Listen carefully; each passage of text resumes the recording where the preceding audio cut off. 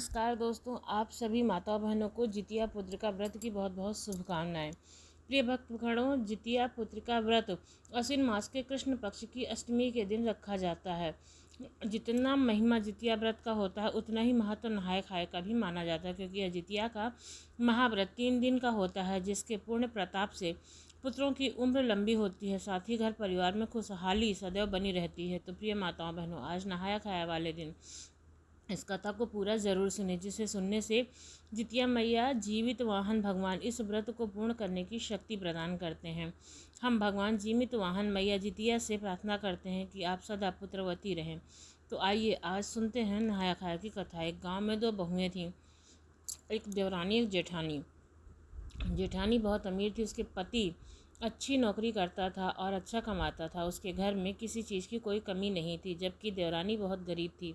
उसका पति किसी ढंग का काम नहीं करता था। कभी कभी काम मिल जाता था तो कर लेता था, नहीं मिलता था तो बिना काम के ही बैठ जाता था। और उन देवरानी जेठानी के सास ससुर भी पहले ही स्वर्ग सिधार चुके थे। मरने से पहले उन्होंने अपनी खेती बाड़ी का बंटवारा कर दिया था। देवरानी के हिस्से में थोड़ी सी ज़मीन आई, लेकिन गरीब इतनी थी कि उसमें भी ठीक से खेती नहीं कर पाती थी, क्योंकि जुताई बुआई अनाज के लिए उसे पैसे नहीं मिलते थे। और जेठानी के 2 बेटे थे, देवरानी के 1 बेटा था। और सास ने मरने से पहले अपनी दोनों बहुओं को जितिया सौंप कर परलोक चली गई थी। तभी से देवरानी जेठानी उस व्रत को नियम निष्ठा से करने लगी। अब इसी तरह आश्विन मास के कृष्ण पक्ष की जितिया का व्रत आया तो पहला दिन सप्तमी का नहाया खाया था। तो देव रानी ने जेठानी से कहा, दीदी आज जितिया व्रत में नहाया खाया का दिन है, आज नदी नहाने पर आप जाएंगी क्या?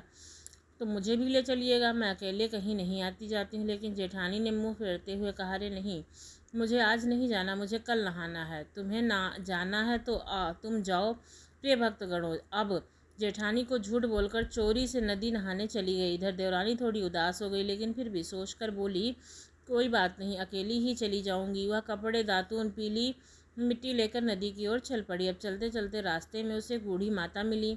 वे बोली, बेटी कहाँ जा रही हो? देवरानी ने कहा, माता जितिया व्रत में नहाया खाया का दिन है, इसलिए जितिया व्रत के दिन नदी में नहाने जा रही हूँ। तो बूढ़ी अम्मा बोली, बेटी मुझे भी अपने साथ नदी तक ले चलो, मुझे भी व्रत करना है और मुझसे ठीक से चला भी नहीं जाता है। देवरानी ने कहा, ठीक है माता, यदि आपको चलना ही है तो मैं आपके साथ चलती हूँ। अब देवरानी ने बुढ़िया माई का हाथ पकड़ लिया और नदी किनारे ले जाने लगी।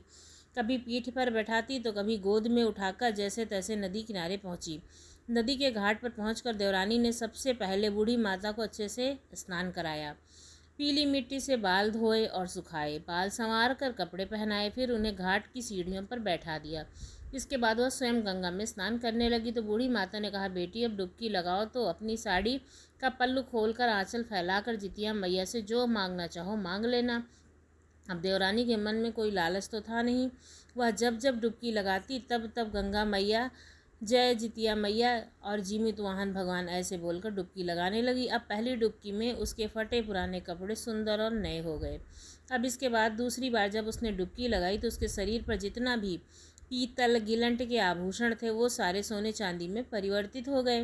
हाथ में कांच की चूड़ियाँ जो थीं वो सोने की हो गई। तीसरी डुबकी में उसके आंचल में हीरे मोती भर गए। चौथी डुबकी में उसके चेहरे की झुर्रियाँ गायब हो गई, उसका रूप निखर गया। और 5वीं डुबकी में अखंड पुत्रवती हुई, सौभाग्य बढ़ गया। यह सब देखकर वह हैरान हो गई। तो बूढ़ी माता से कहा, मैया बेटी, यह मुझे जितिया मैया के आशीर्वाद के रूप में दिया है, सो यह सब कुछ तेरा है, तू इसे लेकर घर चली जा। वह नहाया धोकर के जितिया मैया और जीमुत वाहन भगवान का जय जयकारा कर घर पहुंची। देवरानी जब घर पहुंची तो उसका बेटा बहुत भूखा था। उसके पति को उस दिन कोई भी काम नहीं मिला था, इसलिए वह भी घर पर ही था। तो जल्दी से उसने उस हीरे को सोनार के पास बेच दिया और उससे जो धन मिला उनसे बहुत ही स्वादिष्ट पकवान बनाए और अपने बच्चे और पति को खिलाया, खुद भी खाई। अगले दिन जितिया का व्रत था तो उसने जितिया का व्रत रखा। धीरे धीरे उसने बहुत बड़ा घर बनवा लिया, ज़मीन खरीद ली, गाय भैंस हो गई, गाड़ी मोटर हो गया, खूब संपदा भर गई।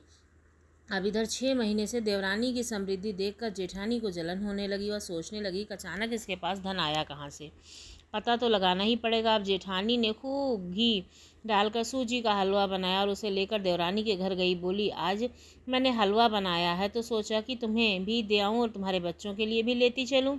देवरानी ने जेठानी का खूब आदर सत्कार किया। अब उसके बाद जेठानी ने हालचाल पूछने के बहाने बातों ही बातों में देवरानी से पूछा कि तुम्हारी कुछ खास कमाई हो रही है या नहीं, फिर भी इतनी जल्दी से इतनी बड़ी कोठी, घोड़ा, हाथी, कपड़े, सोना चांदी कहाँ से आए। तो देवरानी ने सब कुछ सच सच बता दिया। देवरानी की बात सुनकर जेठानी पछताने लगी। उस दिन अगर मैं इसको अपने साथ ले गई होती तो इसे सब कुछ नहीं मिलता। अब तो जैसे जेठानी की रातों की नींद उड़ गई। वह अगले साल जितिया व्रत की प्रतीक्षा करने लगी। फिर जब अगला साल आया, 1 साल बाद जितिया का व्रत फिर से आया। तब जेठानी बिना किसी को बताए ही नहाए खाए वाले दिन नदी नहाने चली गई। रास्ते में वह बूढ़ी माता जो देवरानी को मिली थी स्वयं जितिया मैया थी, जेठानी को भी मिली और बोली कि तुम कहाँ जा रही हो। जेठानी ने कहा, माँ जी मैं स्नान के लिए नदी जा रही हूँ। बुढ़िया मैया ने कहा, बेटी मुझे भी नदी तक पहुँचा दो, मुझे भी जितिया का व्रत करना है। जेठानी ने कहा, जब चला नहीं जाता तो व्रत क्यों कर रही हो। यह कहकर जेठानी वहाँ से चली गई। जब नदी पर पहुंची तो बुढ़िया अम्मा उससे पहले ही पहुंच चुकी थी। जेठानी इतनी जल्दी पहुंचने का उनसे कारण पूछा तो मैया ने कहा कि बेटी मैं बैलगाड़ी से आ गई हूं और उसी पर बैठकर आई थी। फिर जेठानी ने नहाने लगी तो बुढ़िया माँ ने उसे भी 5 बार डुबकी लगाने को कहा। आंचल का पल्लू खोलकर उसे फैलाकर कुछ मांगने को कहा।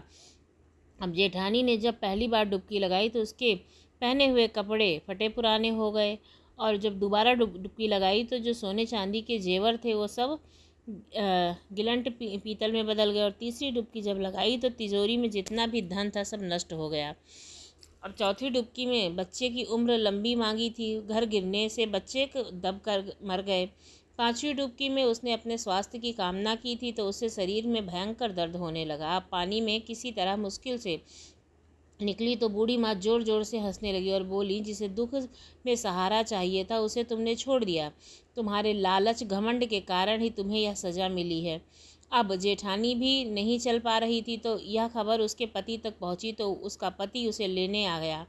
देखा कि घर गिर चुका है, बच्चे भी दबकर मर गए हैं। अब सब देखकर जेठानी दहाड़े मार मार कर रोने लगी। अब इस बात की जानकारी देवरानी को हुई तो देवरानी दौड़ी दौड़ी आई और जेठानी ने सारी बातें बताई। देवरानी रोने लगी और जितिया मैया से हाथ जोड़कर प्रार्थना करने लगी कि हे मैया, आज मेरी जेठानी के बच्चे जीवित ना हुए तो संसार में कोई माँ आप पर विश्वास नहीं करेगी, सबका भरोसा उठ जाएगा आपसे। हे मैया कृपा करो, माँ बच्चे को जीवित कर दो। अब उसी समय जितिया मैया प्रकट हो गई और बोली, बेटी तेरे निस्वार्थ भक्ति और प्रार्थना से मैं प्रसन्न हूँ।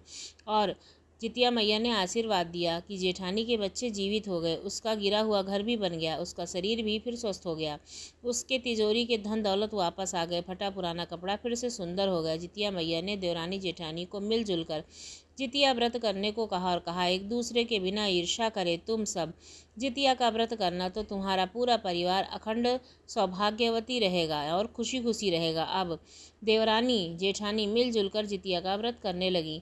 जो निस्वार्थ भाव से बिना किसी लालच के सच्चे मन से व्रत करता है उसी को सच्चा फल मिलता है। इसलिए बिना किसी स्वार्थ के सच्ची भक्ति से माताओं द्वारा यह व्रत करने से उनकी संतान की उम्र लंबी होती है, उनके परिवार में सदैव खुशहाली रहती है और उनके वंश में वृद्धि होती है। हे जितिया मैया, हम सभी भक्तिन पर अपनी कृपा बनाए रखना, सबका भला करना। प्रेम से बोलिए जीवित वाहन भगवान की जय, जितिया मैया की जय।